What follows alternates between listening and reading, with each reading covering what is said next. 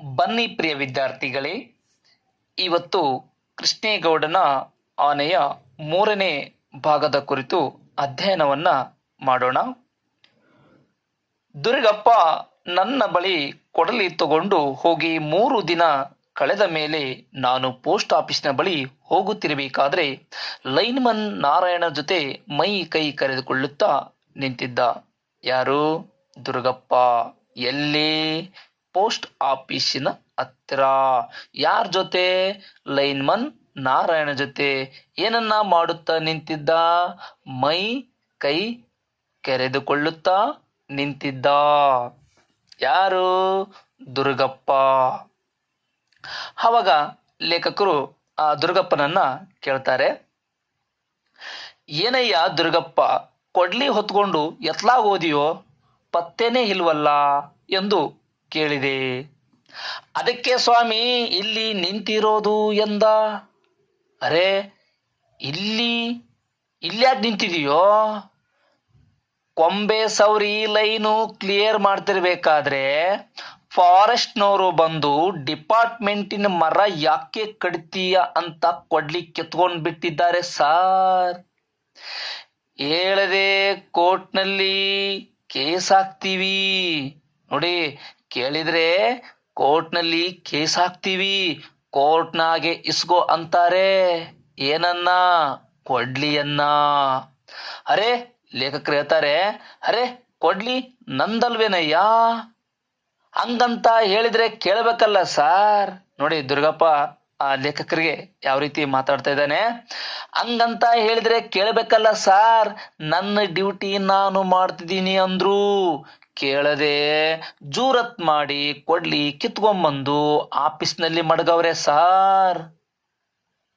ನನ್ನ ಕೊಡ್ಲಿ ಮೇಲೆ ನನಗೆ ಯಾವ ವ್ಯಾಮೋಹವೂ ಇರಲಿಲ್ಲ. ಲೇಖಕರಿಗೆ ತಮ್ಮ ಕೊಡ್ಲಿಯ ಮೇಲೆ ಯಾವ ವ್ಯಾಮೋಹವೂ ಇರಲಿಲ್ಲ. ಆದ್ರೂ ನ್ಯಾಯ ಮುಖ್ಯ ಅಲ್ವೇ? ಇಂಥ ತರಲೆ ಕೇಸುಗಳ ಜಾಡು ಹಿಡಿಯುತ್ತಾ ಆ ಒಂದು ಕೆಟ್ಟ ವಿಷಯ ಮತ್ತು ಕೆಟ್ಟ ಕುತೂಹಲವನ್ನ ತಿಳಿದುಕೊಳ್ತಕ್ಕಂಥ ಮತ್ತೆ ಎಷ್ಟೋ ಪೂರ್ಣಚಂದ್ರ ತೇಜಸ್ವಿಯವರ ಕಥೆಗಳಲ್ಲಿ ಇಂಥ ಕ್ಷುದ್ರ ಗೊಜಲುಗಳನ್ನ ಉದುಗಿರುತ್ತವೆ ಅಂತಕ್ಕಂಥದ್ದು ನಾವು ನೋಡ್ಬೋದು. ನೋಡ್ರಿ, ಅವರು ಇಂಥ ಕೇಸ್ಗಳ ಜಾಡನ್ನ ಹಿಡಿದು ತಿಳಿದುಕೊಳ್ಬೇಕು ಅಂತಕ್ಕಂಥ ಒಂದು ಕೆಟ್ಟ ಕುತೂಹಲ ಅವರಿಗೆ ಇರ್ತಕ್ಕಂಥದ್ದು. ಮತ್ತೆ ತಮ್ಮ ಕಥೆಯ ತಿರುಳುಗಳು, ಎಷ್ಟೋ ಕ್ಷುದ್ರ ಗೊಜಲುಗಳು ಇಂಥ ವಿಷಯದಲ್ಲೇ ಇರ್ತವೆ ಅಂತಕ್ಕಂಥದ್ದು ಅವರಲ್ಲಿ ನೋಡ್ತಕ್ಕಂಥದ್ದು.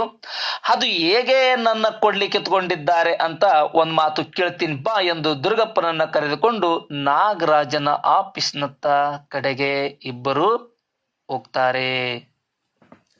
ಅವಾಗ ಫಾರೆಸ್ಟ್ ಡಿಪಾರ್ಟ್ಮೆಂಟ್ನ ನಾಗರಾಜ್ ಅಲ್ಲಿ ಯಾವ ರೀತಿ ಮಾತಾಡ್ತಾನೆ ನೋಡಿ.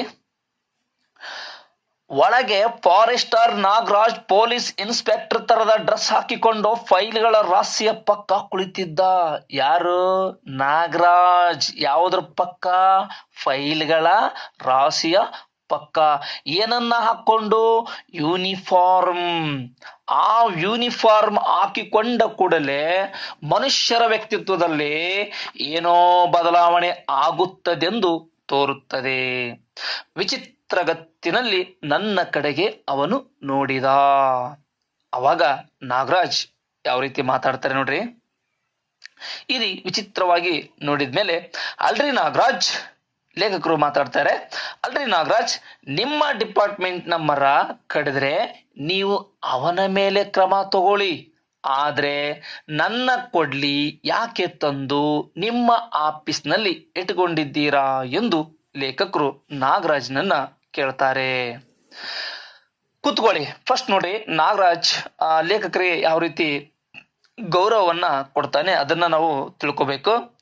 ಕೂತ್ಕೊಳ್ಳಲು ಹೇಳಿ ತನ್ನ ಎದುರು ಕುರ್ಚಿ ತೋರಿಸುತ್ತಾ ನಾಗರಾಜ್ ತನ್ನ ತುತ್ತೂರಿ ಊದಲು ಪಿಪಿಯನ್ನ ಸರಿ ಮಾಡಿಕೊಂಡ.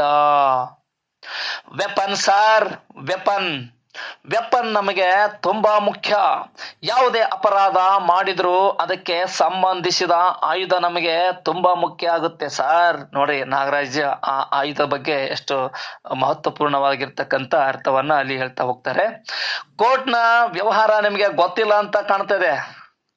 ನಾಳೆ ಕೋರ್ಟ್ನಲ್ಲಿ ಕೇಳ್ತಾರೆ ಸರ್, ಮರ ಯಾವ್ದ್ರಲ್ಲಿ ಕಡಿದನೋ, ಏನು ಕತ್ತಿಲ್ ಕಡದ್ನೋ, ಕೊಡ್ಲಿಲ್ ಕಡದ್ನೋ, ಗರ್ಗಸದಲ್ಲಿ ಕೊಯ್ದ್ನೋ ಅಂತ ಕೇಳ್ತಾರೆ ಸಾರ್. ಆವಾಗ ನಾವು ಅವ್ರ ಹತ್ರ ಆ ವೆಪನನ್ನ ಪಡಿಸ್ಬೇಕೋ ಬೇಡವೋ ಹೇಳಿ ನೀವೇ. ನೀವು ಯಾಕೆ ಇಂಥ ಕಾನೂನು ಬಾಹಿರ ಕೆಲಸಕ್ಕೆ ಕೊಟ್ರಿ ಹೇಳಿ? ಒಂದು ರೀತಿ ನಿಮ್ಮದು ಸಹ ತಪ್ಪೇ ಅಲ್ರಿ ನಾಗರಾಜ್? ಲೇಖಕರು ಮಾತಾಡ್ತಾರೆ. ಅಲ್ರಿ ನಾಗರಾಜ್, ಲೈನ್ ಮೇಲೆ ಬಿದ್ದ ಮರ ತೆಗೆದು ಹಾಕೋದು ಕಾನೂನು ಬಾಹಿರ ಕೆಲಸ ಅಂತ ನಾನು ನಿಮ್ಮ ಬಾಯಿಲಿಂದನೇ ನಾನು ಕೇಳ್ತಾ ಇರೋದು. ನಿಮ್ಮ ಡಿಪಾರ್ಟ್ಮೆಂಟ್ ನ ಮರ ಅವನ ಡಿಪಾರ್ಟ್ಮೆಂಟ್ ನ ಕಂಬದ ಮೇಲೆ ಬಿದ್ದರೆ ಅದನ್ನು ತೆಗೆದು ಹಾಕಬೇಕೋ ಬೇಡವೋ ನೀವೇ ಹೇಳಿ ನಾಗರಾಜ್ ಅಂತ ಲೇಖಕರು ನಾಗರಾಜನನ್ನ ಕುರಿತು ಮಾತಾಡಿದ್ರೆ, ಅವಾಗ ಆ ಲೇಖಕರ ಮಾತಿಗೆ ನಾಗರಾಜ್ ಯಾವ ರೀತಿ ಉತ್ತರವನ್ನ ಕೊಡ್ತಾನೆ ನೋಡಿ ಸಾರ್, ಬೆಳ್ಳಗಿರೋದೆಲ್ಲ ಹಾಲು ಅಂತ ನಂಬೋರ್ ನೀವು. ಇದೆಲ್ಲ ನೀವು ಹೇಳ್ತಿರೋ ಅಷ್ಟು ಸಿಂಪಲ್ ಆಗಿ ಇಲ್ಲ ಸಾರ್. ನೀವಾಗೆ ಕೇಳ್ತಿರೋದ್ರಿಂದ ನಾನು ವಿಧಿ ಇಲ್ಲದೆ ಹೇಳ್ತಾ ಇದ್ದೀನಿ. ಈ PWನವರು, ಕರೆಂಟಿನವರು, ಟೆಲಿಫೋನ್ದವರು, ಈ 3 ಡಿಪಾರ್ಟ್ಮೆಂಟ್ ನಮಗೆ ಎನಿಮಿ ನಂಬರ್ 1 ನೋಡಿ. ಈ ಡಿಪಾರ್ಟ್ಮೆಂಟ್ನವರಿಗೆ ಎನಿಮಿ ನಂಬರ್ 1 ಯಾರಂದ್ರೆ PWನವರು, ಕರೆಂಟ್ನವರು, ಟೆಲಿಫೋನ್ನವರು. ಇವರು ಅರಣ್ಯ ಇಲಾಖೆಗೆ ಎನಿಮಿಗಳು. ಅವರಿಗೆ ಬುದ್ಧಿ ಕಲಿಸೋದಕ್ಕೆ ನಮ್ಗೆ ಗೊತ್ತಿದೆ ಸರ್. ರಸ್ತೆ ಟಾರು ಹಾಕಲು, ಆ ರಸ್ತೆಗೆ ಟಾರನ್ನ ಹಾಕಲು ನಮ್ಮ ರಸ್ತೆ ಮರನ್ನೆಲ್ಲ ಕಡಿದು ಟಾರ್ ಕಾಯಿಸ್ಕೋತಾರೆ. ಈ PWನವರು, ಈ ಕರೆಂಟ್ನವರು, ಈ ಟೆಲಿಫೋನ್ನವರು ಅವರ ಲೈನು ಎಳೋದಕ್ಕೆ ಫಾರೆಸ್ಟ್ ಕ್ಲೀನ್ ಮಾಡ್ತೀವಿ ಅಂತ ಎಲ್ಲೆಂದ್ರಲ್ಲಿ ಸಾವಿರಾರು ಎಕರೆ ಕಾಡು ಕಡಿದು ಕಾಡನ್ನ ನಾಶ ಮಾಡಿದ್ದಾರೆ ಸಾರ್. ಈಗ ಹಳ್ಳಿಗೆ ಕರೆಂಟು, ಟೆಲಿಫೋನು ಕೊಡ್ಬೇಕಂತ ಸರ್ಕಾರ ಪಾಲಿಸಿ ಮಾಡಿ ಇವರ ರೊಟ್ಟಿ ಜಾರಿ ತುಪ್ಪಕ್ಕೆ ಬಿದ್ದಿದೆ ಸಾರ್.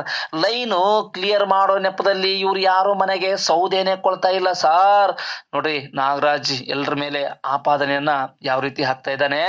ನೀವು ಹೇಳಿದ ಹಾಗೆ ಅವರು ಸರ್ಕಾರ ಡಿಪಾರ್ಟ್ಮೆಂಟೇ, ನಾವು ಸರ್ಕಾರ ಡಿಪಾರ್ಟ್ಮೆಂಟೇ. ಆದ್ರೆ ಇವರನ್ನ ಹೀಗೆ ಬಾಲ ಬಿಚ್ಚೋದಕ್ ಬಿಟ್ರೆ ನಮ್ಮ ಫಾರೆಸ್ಟ್ ಡಿಪಾರ್ಟ್ಮೆಂಟ್ ನ ಬಾಗ್ಲನ್ನ ಮುಚ್ಚಬೇಕಾಗುತ್ತೆ ಸಾರ್.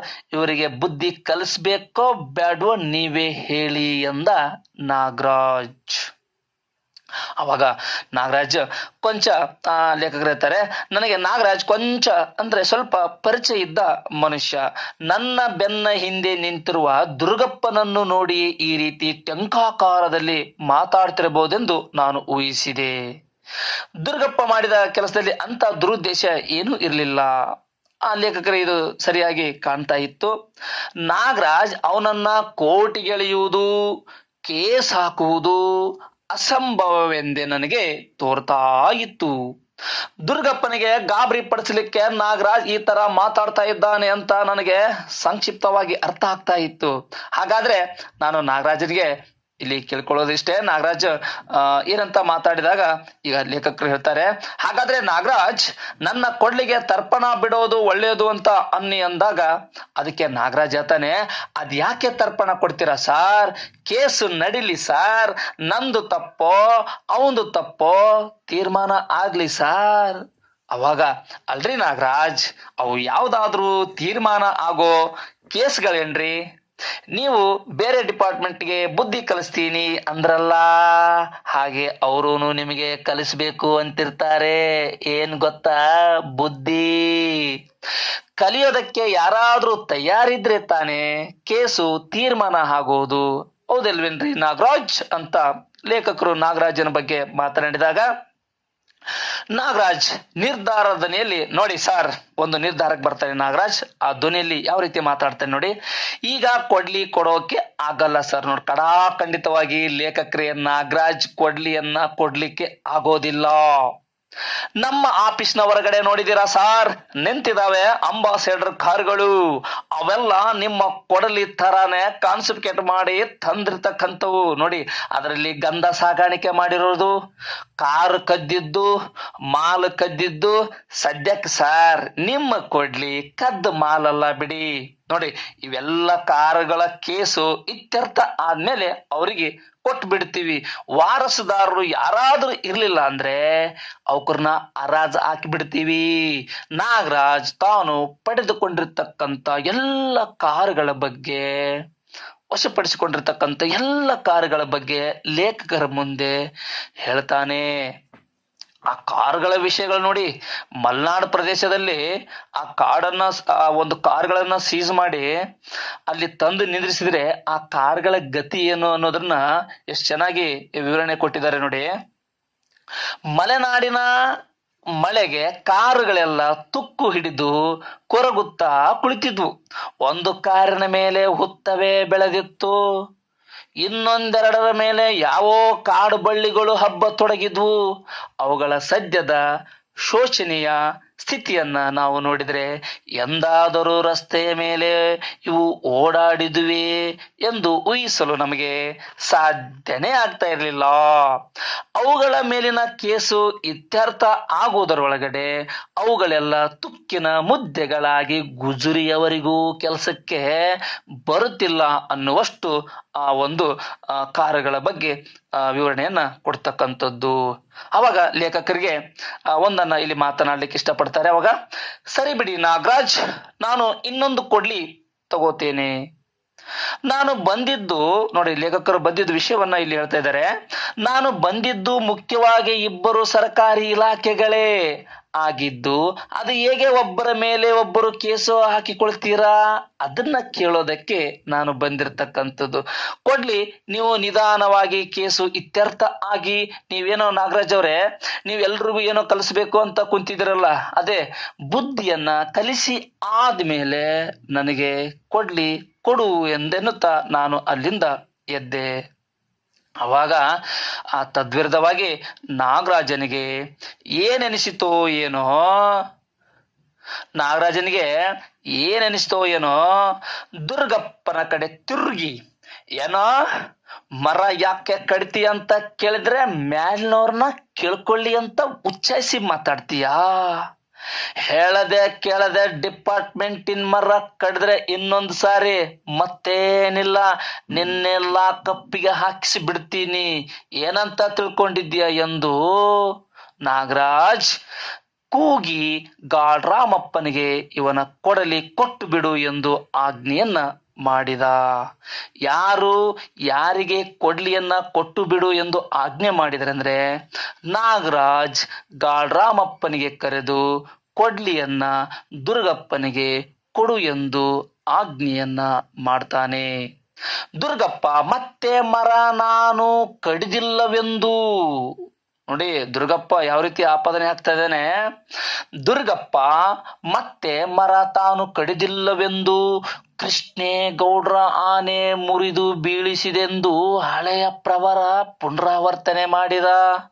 ಈ ಮಾತಿಗೆ ಸಿಟ್ಟಾಗಿರ್ತಕ್ಕಂಥ ನಾಗರಾಜ್ ಅವನು ಹೇಳಿದ್ದನ್ನೇ ಮತ್ತೆ ಮತ್ತೆ ಹೇಳೋದನ್ನ ನೋಡಿ ರೇಗಿದ ನಾಗರಾಜ್, ಹಾಗಂತ ಹೇಳಿಕೆ ಬರ್ಕೊಡ್ತೀಯನ್ನೋ ದುರ್ಗಪ್ಪ, ಹಾಗಿದ್ರೆ ಹೇಳು, ಅದನ್ನು ಕರ್ಕೊಂಡು ಬಂದು ಅಥವಾ ಅದನ್ನು ಎಳ್ಕೊಂಡು ಬಂದು, ಅದನ್ನ ಅಂದ್ರೆ ಇಲ್ಲಿ ಆನೆಯನ್ನ, ಅದನ್ನ ಎಳ್ಕೊಂಡು ಬಂದು ಅಂಬಾಸಿಡರ್ ಕಾರ್ ಜೊತೆ ಕಟ್ಟಾಕಿ ಬರೆ ಹಾಕಿಸ್ಬಿಡ್ತೀನಿ. ನೋಡ್ರಿ, ಆನೆಯನ್ನ ಅಂಬಾಸಿಡರ್ ಕಾರ್ ಜೊತೆ ಕಟ್ಟಾಕಿ ಬರೆ ಹಾಕಿಸ್ಕೊಡ್ತೀನಿ ಅಥವಾ ಬರೆ ಹಾಕಿಸ್ಬಿಡ್ತೀನಿ ಅಂತಕ್ಕಂಥ ನಾಗರಾಜನ ಮಾತು. ನಿನ್ನ ಪುಕಾರ್ ಏನಿದ್ರು ಬರವಣಿಗೆಯಲ್ಲಿ ಇರ್ಬೇಕು ದುರ್ಗಪ್ಪ, ನಿನ್ನ ಪುಕಾರ್ ಏನಿದ್ರು ಅವೆಲ್ಲವೂ ಬರವಣಿಗೆಯಲ್ಲಿರ್ಬೇಕು, ಹಂಗಿದ್ರೆ ಮಾತ್ರ ನಾನು ಆಕ್ಷನ್ ತಗೊಳ್ಳೋದು ಎಂದು ಗುಡುಗಿದ್ದ. ಹಾಗಾದ್ರೆ ಗುಡುಗಿದವರು ಯಾರು? ನಾಗರಾಜ್. ದುರ್ಗಪ್ಪ ಆ ಒಂದು ತಾನು ಕಣ್ಣಲ್ಲಿ ನೋಡದೆ ಹೇಗೆ ಹೇಳಿಕೆ ಕೊಡಲಿ, ಆನೆ ಮಾಡಿದ್ದು ಅಂತ ನಾ ಹೇಗೆ ಹೇಳಿಕೆ ಕೊಡಲಿ ಎಂದೇನನ್ನೂ ಗೊಣಗುತ್ತಾ ಗಾಡ್ ರಾಮಪ್ಪನ ಜೊತೆ ಸ್ಟೋರಿನ ಕಡೆಗೆ ಹೋದ. ಸ್ಟೋರ್ ರೂಮಿನ ಕಡೆಗೆ ಹೋದವ್ರು ಯಾರು? ಗಾಡ್ ರಾಮಪ್ಪ. ಹಾಗಾದ್ರೆ ಆನೆಯನ್ನ ಕಾನ್ಸಿಫಿಕೇಟ್ ಮಾಡಿ ತರುವುದು ಅಂಬಾಸಿಡರ್ ಕಾರು ತಂದಷ್ಟು ಇಲ್ಲಿ ಸುಲಭವಾಗಿರಲಾರದೆಂದು ನನಗನಿಸುತ್ತಿತ್ತು. ನೋಡಿ, ಆ ಗಾಡ್ ರಾಮಪ್ಪನನ್ನ ಕರೆದು ಕೊಡ್ಲಿಯನ್ನ ಕೊಟ್ಟು ಬಿಡು ಅಂತಕ್ಕಂಥ ನಾಗರಾಜನ ಮಾತು ಇಲ್ಲಿ ಕಾಣ್ತಕ್ಕಂಥದ್ದು. ಸರಿ ಪ್ರಿಯ ವಿದ್ಯಾರ್ಥಿಗಳೇ, ಇಲ್ಲಿ 3ನೇ ಭಾಗದ ಬಗ್ಗೆ ಸಂಕ್ಷಿಪ್ತವಾಗಿ ನಾವು ಅಧ್ಯಯನವನ್ನ ಮಾಡಿದ್ದೀವಿ. ಇನ್ನು ಮುಂದಿನ ತರಗತಿಯಲ್ಲಿ 4ನೇ ಭಾಗದ ಬಗ್ಗೆ ಅಧ್ಯಯನವನ್ನ ಮಾಡೋಣ. ಎಲ್ರಿಗೂ ತುಂಬು ಹೃದಯದ ಧನ್ಯವಾದಗಳು.